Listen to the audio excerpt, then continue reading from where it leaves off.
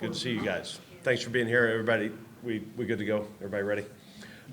What an exciting week. Really happy that the work that we got done this past week in our bye week, had 4 really good practices, able to heal up a little bit in some spots, which we needed. And I think you never really get to decide too much about the way your season is set. But for us, the ability to have our non-conference games and then 1 conference games plus, and then get a bye, right when I thought we needed it for a number of reasons.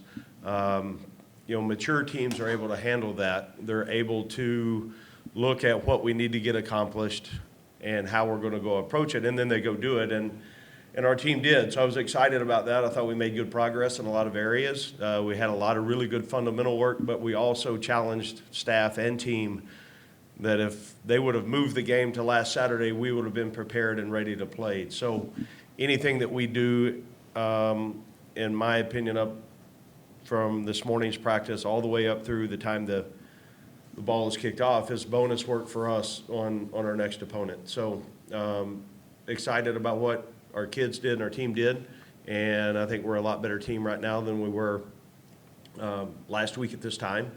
And that's the goal, to continue to make progress and move forward, and this team has certainly done that. And then we need a good week to be ready to try to go play our best ball in all 3 phases. I'll be happy to answer any questions at this time. Doug, Coach, how's Doug physically? He's had a good day today, made progress last week, and excited to see how really all 3 quarterbacks can continue to improve in what we're doing on the field, and the retention of the things that we've changed offensively over the last few weeks, the new things that we've put in this last week. And I thought all 3 have made really good progress. It's good to see from a health standpoint. Other than Jure, everybody's pretty healthy. Do you know who's going to be starting on Saturday? No, I don't. I'll know, and we will know. After we get through with Thursday's practice, have a better idea on how everybody did this week, the health of each position, and that being one of them, and then make decisions from there after the conclusion of that practice. Coach, is he fully cleared to play right now? Doug? There's a lot of questions about is he cleared to play or practice? That's still up in the air, and I think out of respect for him and our program, I think, as I mentioned, Dre's the only one that will be out at this point, and it would be unfair for me to project if I think that who would be cleared for full activity and who wouldn't at this point. So if Doug is cleared to play, will he be the starter? It depends on how many snaps he takes this week and if he's able to go through the practice that's needed to play. And that's for every position, not just Doug. If you don't practice at the level that you need to because of health restrictions, then there's no way that you can go play and if really at the level that we need that position to play or any position for that matter. You mentioned Jure. Jet seems like the guy who's going to kind of replace him, at least on the depth chart right now. What have you liked from him with Jure out? Yeah, he's got really good cover skills. I think the more reps he gets at that spot, he'll understanding how important it is in run fits and setting the edge of the defense. There was some rotation opportunities there with both of those guys in the last couple of weeks, but we had trained Jet in so many spots. If you went back and look at what we talked about as a staff when we had meetings last week, we said really we felt like that was probably his best spot. So now a blessing in disguise a little bit that weeks leading up to that we were already putting him in that position anyway for some reps in case there was an opportunity that who was the next guy that could go in and help us, and that's proved to help us out. I think maybe going through real quick roster-wise in my mind, I would say Jet probably improved as much or more than anyone last week in the way that he practiced, and now hopefully we'll carry it over to live reps. That nickel spot is such a versatile position, right? You need him to blitz, you need him to cover. What are you kind of looking for from any player who might play in that spot? Well, just like you mentioned, it is important, and they all are. But structurally, on setting the edge of the defense and run support. There's times that is the primary focal point of a call that we have defensively. There's a lot of times they're in man coverage in a receiver. We do pressure a lot, from that position. And then in the zone principles, how you can progress from 2 to 3, the match concepts on how we're playing them. You've got to be able to do a little bit of everything. And then if you get some formations, there's times that he could be, a 50 technique linebacker, and that's a whole nother world of eye discipline and training and some of those things. So it takes reps, it takes time. It sounds easy, hey, go out and play that spot, and oh, by the way, you got to do this, this, and this. But Jets, he's done a nice job, and our coach has done a good job coaching him. Coach, could you recap your bye week with the Raiders in your building, recruiting locally? What did you accomplish in the bye week? Yeah, I thought, number one, the practice structure, I liked what we did from the start of the week until through Friday. Thought we got a lot of really good quality time spent on recruiting. I thought the extra time that we spent on game planning for the next opponent and self-scout made us a better team. And obviously the donation from the Raiders was a huge opportunity for our team on a national stage to understand how this thing is moving. And so grateful and thankful that we had that gift. And I don't know, the week flew by. It went way too fast, and they always do. But I think, as a staff, you look at if we write down things that we think we can improve on, need to, what are we doing well, what do we need to work on, and then let's go attack those things. I think you're more deliberate in your actions in not letting moments pass. You mentioned last week kind of getting an understanding of this rivalry with UNR, I guess. What have you kind of learned in this week, and what are some of the things that have been important to you about this rivalry? Yeah, I think it means a lot to a number of people. It means a lot to the state, the alumni base on both sides. Coach Hunky Cooper did a great job giving a message to our team this morning. I mean, he's been invested and understands the rivalry may be as good or better than anybody in our building. So I've spent time researching it and understand. I knew the importance leading up to this week, and now even more so after being in it now for a few days. What do you know about Reno as a city? I think I've been there a couple times over the years recruiting. I know very little about the city itself. We played there. I'm going to run the years together. When I was an assistant at Missouri, we played there one night.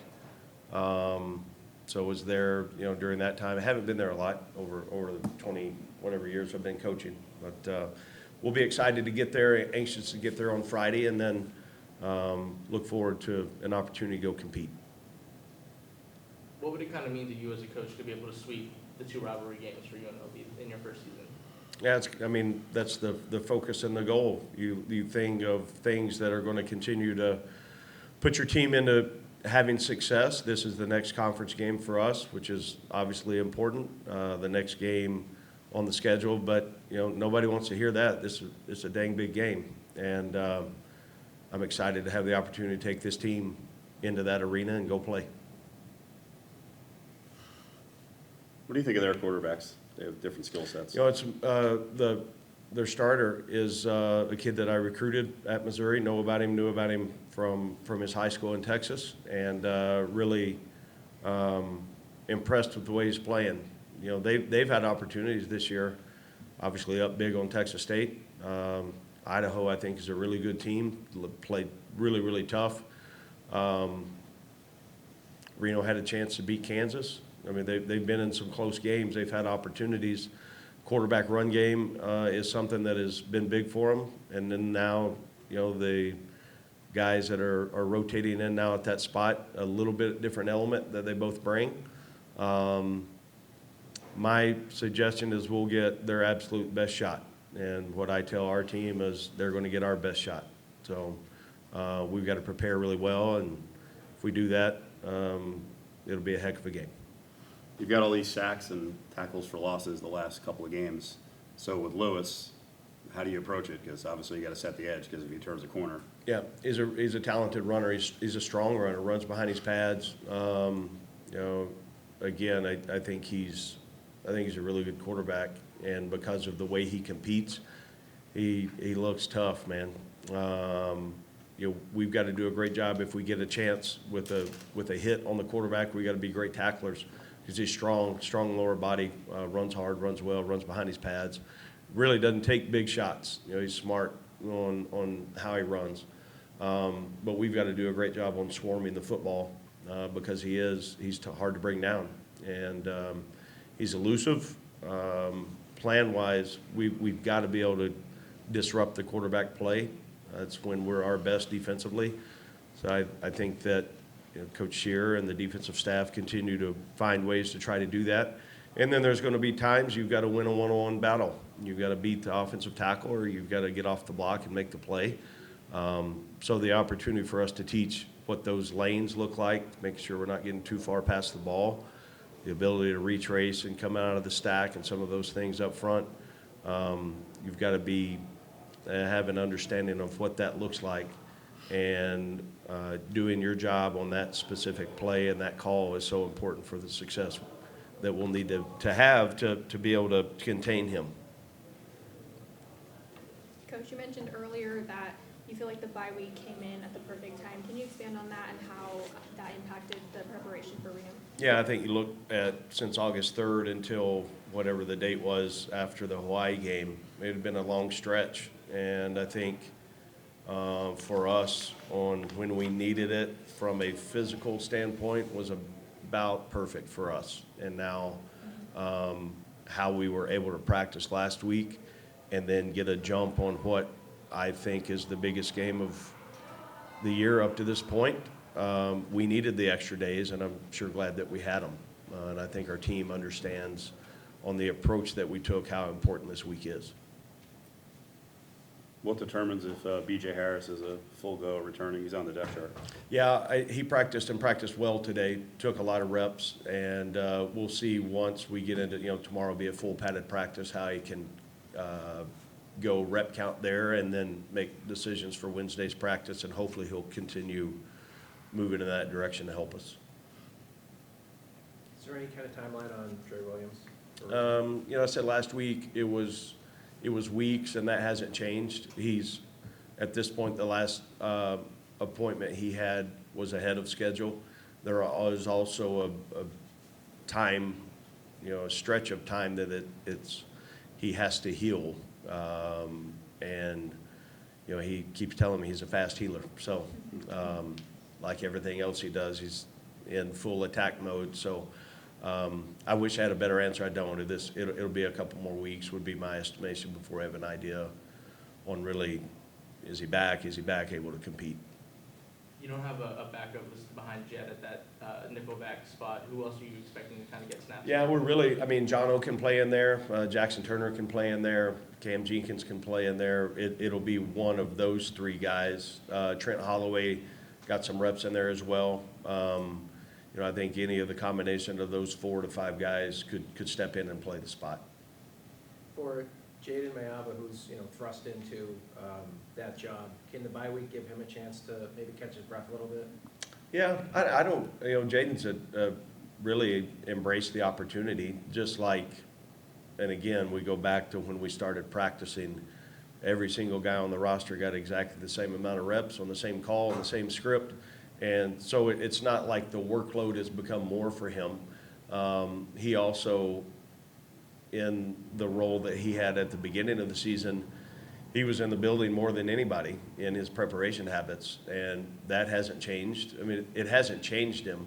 I think he's had the opportunity to continue to not only compete and prepare, but he is someone that takes that responsibility of playing the quarterback position really, really important. And if his number's called, he wants to make sure he's prepared to play well. And I haven't seen a change in his approach since really we started, even back in January when we started putting this all together. So I would say he's very mature for his age on the way he prepares and the approach that he takes.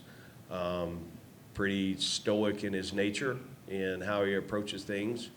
And I think that has helped him on the field, you know, when his number has been called. Coach Jamal Bell has had a pretty good year at wideout for UNR. What are some of the things that about him that pose a challenge? Yeah, he's run after catch. I think he's got really good speed. You know, the look at the ability, route concept-wise on things that we are trying to take away, he keeps showing up in a lot of ways. So, you know, they've got playmakers. They've got a lot of guys that have shown up that have made big plays, and he would be one, obviously, that we need to contain because he can pose problems. What do you think of Jalen St. John in his first extended action? He's getting better, finally getting healthy. I thought, you know, he played, like you mentioned, more reps our last time out than he had up to this point. I think, you know, the health continues to improve. He had a really good day today, had a good week last week, so I think we're trending in the right direction for him to continue to play more. Can your run game get better with the original 5 Oh, guys sure. that's later? Yeah, it's got to. You know, there's so many things that we haven't even got to yet run game-wise that'll help us. And, you know, again, we've got to be able to block really well. Runners have got to be able to run. The perimeter blocking continues to improve, which is huge for us. And it's got to keep, we've got to continue to improve in that area. If we do, we'll have a chance to be successful. And if we take a step back, we won't be a very good team offensively. For you personally, it's bye week, give you a chance to get away for a minute or anything? Yeah, I went on Friday night. I watched my son play high school football, and that was awesome. You don't get many of those opportunities. I've learned through mistakes of, you know, always thinking I was too busy in my previous life. And I don't take those things for granted, the opportunity to go do that. And yes, you're there representing our program, but also, you know, you take that hat off and you want to be there as a dad as well. That was a lot of fun for me. I enjoyed it, and got to hang out with my wife and daughter and at the game, and had popcorn, and was like a normal dude. It was a lot of fun. And then other than that, pretty much structure-wise, my week was, I would say, about the same. Anything else? Thank you. Thank you, guys. Have a great week. Thanks very much. Thanks, Coach. Jackson, Coach said that you guys look better this week, you know, than you did last week in today's first practice. What strides did you see in the bye week? Yeah, one, I think we got our bodies back. You know, we were banged up 5 games straight, so we were able to get our bodies back. And then also in the bye week, it's an extra week of preparation. So we come in Monday and we were already prepared. And so we were able to just play faster.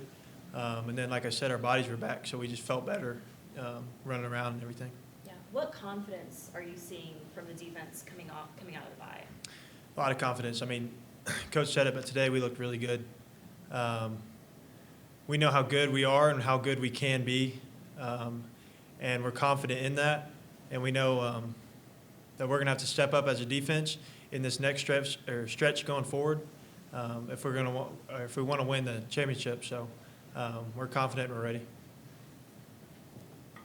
Senika, you're one of the more experienced guys in this rivalry, just with how much turnover there's been. I guess, what did you learn about Reno from last year's game, and what are you trying to kind of teach some of the newer guys about this rivalry? Definitely, it's a well-known rivalry, so it's just basically no matter the record of the season, no matter the previous games, this game's going to be one of the hardest and one of the toughest games to play because everybody's going to play hard. It's a lot of tension going into the game. It's a lot of meaning more behind this game and the cannon itself. So it's just letting everybody know, just come ready to play. Give it all you got. What do you remember about last year's game? You had a dramatic finish here when you guys won that cannon. What do you remember about the final minutes there and then getting the cannon? Oh, yeah, definitely throughout the game. It was chippy. It was back and forth. Scoring, we'll score, they'll score. It's going back and forth. It came down to the last minute, and it's a lot of emotion that goes into it because it's a lot on the line, but we came out on top and we were able to finish out strong. Senika, I talked to Jackson about the confidence that the defense side of the ball is playing with, but on offense, you know, how comfortable and confident do you guys feel coming out of the bye in this go-go offense? We're definitely feeling very confident going into this week. We've been putting up points each and every game, and we took the bye week as just, like Jackson said, to recover. We definitely watched more film, so we definitely are more prepared since we had that extra week off, and we're just ready to go play the next game. Odom's talked a lot about how important wide receiver blocking is to you guys' run game. I guess what have you guys been able to do as a room to kind of really establish that point? Coach, he's definitely been on us about blocking the receiver room. Coach Alexander, it's a big emphasis is if you're not in there blocking for your teammate, trying to get him down the field, and we're on the perimeter, so once that run breaks, it's us and the safety. So if you don't get on him, and it's just not going. It's going to be the next man up. So you got to go there and get the job done, and then just be selfless for your teammates. Senika, what have you learned from Coach Marion on, you know, how you should play, how you should attack the game? Like, what are you learning from Coach Marion? Coach Marion, from his standpoint, I'm just basically learning just go out there and just be confident. And no matter what you're doing, he likes to take a lot of shots. So once you it's going to be a run. So block, and then once that play comes, you just got to go make the play. And he trusts in everybody he plays on and puts in the game. So. Jackson, what's the best rivalry you've been part of, college, high school? I mean, this one seems pretty serious. You know, I had one in high school that was big. It was our cross-town rival.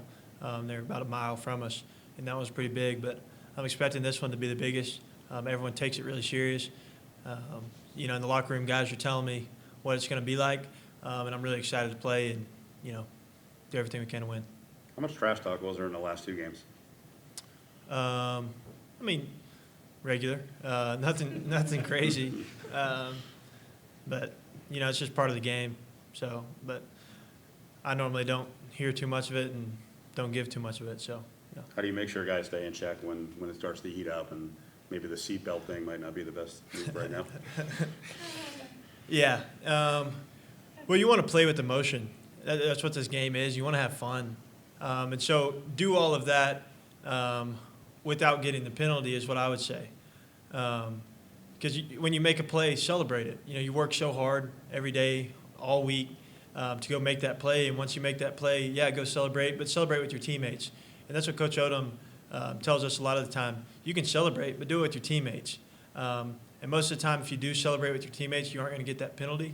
And then when it comes to people talking, you know, let them talk. You know, let your what you do on the field, your play, do the talking. And, you know, so that's what I say to the guys.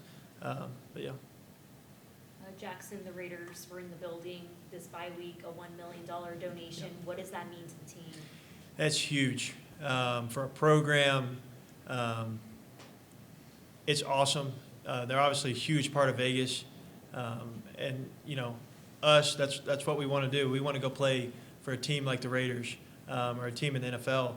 And so for them to see, you know, what we're doing and want to give to us, that's huge. It means a lot. And it not only gives us confidence, and but it also, you know, sorry, I don't know where I was going with that, but it gives us confidence. Yeah, sorry. Senika, the guys have scored 40 points plus in 3 straight games. Is that something that the offense is aware of, something you guys take pride in, that streak? Oh, most definitely. I mean, we want to go into each game and put up as many points as we can. Coach Marion, he has a saying, just after the game, meet him on a 50. So every game, we go out, we just want to score every drive, every chance we can get, and then after the game, we take that picture on the 50 when we win. Jackson, obviously you guys have been missing Jure for a couple weeks now, but he was a captain on this team. Who have you seen step up in terms of leadership, kind of fill that space that Jure occupied for you guys? There's a lot of guys that have stepped up. But also I think there's guys that were leaders, like Jackson Turner, John O'Baldwin, All the D linemen are big on this team, veteran players. But, you know, when you lose a guy as big as Dre and what he does for the team, it takes more than just one person to step up, and that's what I've seen. You know, Jackson, like I said, has been a big part. Jono, then all the D linemen, like I mentioned, have stepped up, and it brings the team together once you lose a piece like Dre. And then Dre has been in the building and has been, you know, big support and big help. So, yeah. What's your responsibility trying to defend a guy like Lewis at quarterback? Because once he gets outside, he's pretty dangerous. Yeah, it's another dangerous quarterback. We've played a few, and he might be the best we've seen so far at escaping the pocket. And so that's a huge responsibility on the linebackers. It's an emphasis that we've emphasized. And so we're going to have to do our job, be very sound in our defense, and just contain him in the pocket. What do you, for Jackson, what do you see out there that's led to the rise in sacks and tackles for losses? Yeah, I think that comes with, just experience. 3 games, a little bit you're feeling it out, and then once you start getting that confidence and start rolling, I mean, you saw our D line was just playing with the fire under them. Every play they were going to get that quarterback, and nothing was going to stop them. And we obviously have emphasized that in practice, practice. What you do in practice is going to be what you do in the game, and so playing like that in practice has definitely helped. So yeah. Senika, what challenges do you see from the UNR defense, especially the secondary? Their corners, I would say they have good press technique. In the first 10 yards, they have good technique. They have a safety that we have been looking at. He is a pretty good player.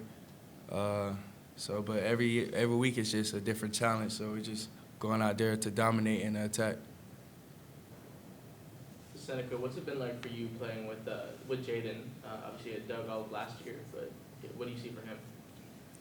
Jaden, he was here with us last year. He was in practice, so I've always seen it, and I told him in the summers, just go out with that mentality that you can be QB number 1. So, with Doug going down, it's just next man up, and we have a lot of good players and a lot of depth at all positions, so we just next man up and just ready to go. Senika, you've played in this rivalry. You have 2 trophies in your lobby. What kind of pride do you have going up to Reno this week?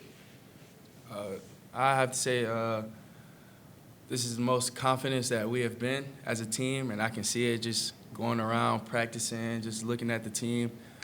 We can't be too high and we can't be too low, so we just have to stay even and now we just got to protect them. Now they're in our lobby, we just have to go in each and every year, each and every day, and just protect them. All right, thanks, guys. Thank you.